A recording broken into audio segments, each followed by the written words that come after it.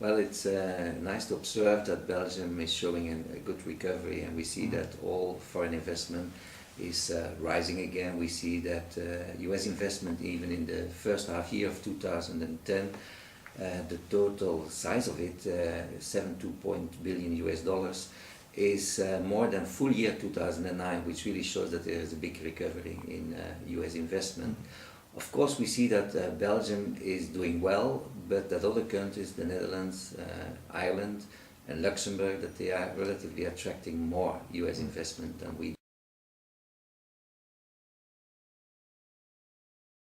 Well, if you look carefully at the data, we see that it's especially in the services sectors that we are losing competitiveness and attracting less US investment. So I think one of the things we need to do is to make sure that also in this sector we become more competitive, and that we can offer American but also other foreign companies a better environment in terms of labor conditions, but also in terms of infrastructure and in terms of the regulations that apply to this sector.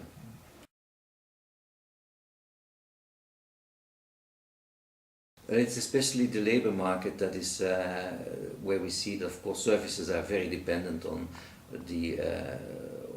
good functioning of the labor market and on labor conditions in general. And there we see that in Belgium all kind of regulations that apply to temporary workers or to overtime and so on make it sometimes difficult for companies to expand here in Belgium and to use Belgium as a good platform for their activities. But also in terms of infrastructure we can do more. We can make sure that we also offer more specialized education, especially when it concerns services in the sales and marketing domain.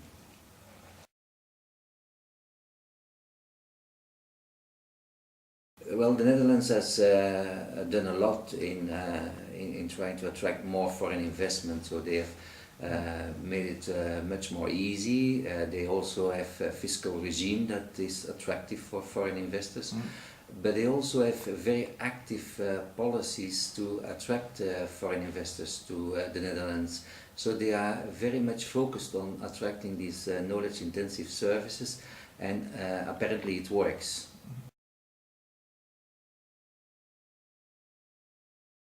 No, when it comes to manufacturing, we see that Belgium is doing much better, and it has a lot to do with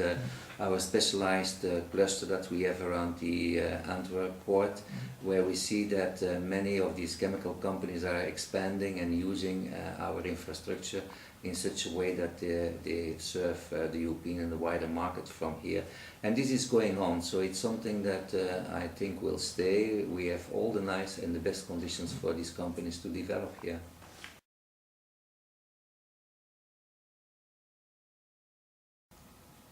We see that especially in the high-tech services, which are considered as high technology services, I'm talking about software companies and the like, we see that there Belgium is losing competitive attractiveness. For these kind of services, other countries, especially Ireland and the UK, is doing much better than we do. And also when we look at the data for Belgium in general, we see that Belgium is doing not so well in these kind of activities. So there is room for improvement, but it means that we should indeed make it much more interesting for these companies to come to Belgium and invest here.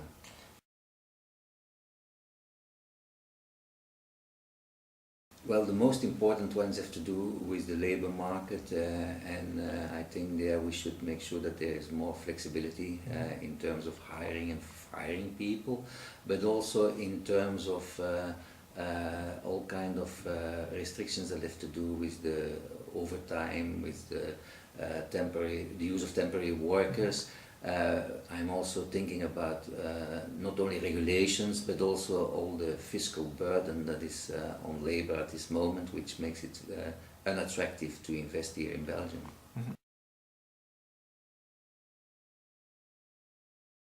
If we look at all the data that we find about Belgium that we can interpret,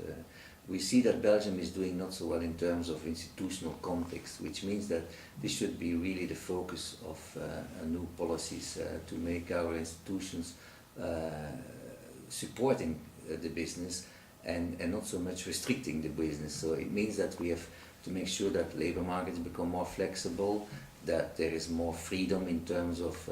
entrepreneurship in all type of sectors. I'm talking about the services sectors, where many of these sectors are excluded from the market, where the government is still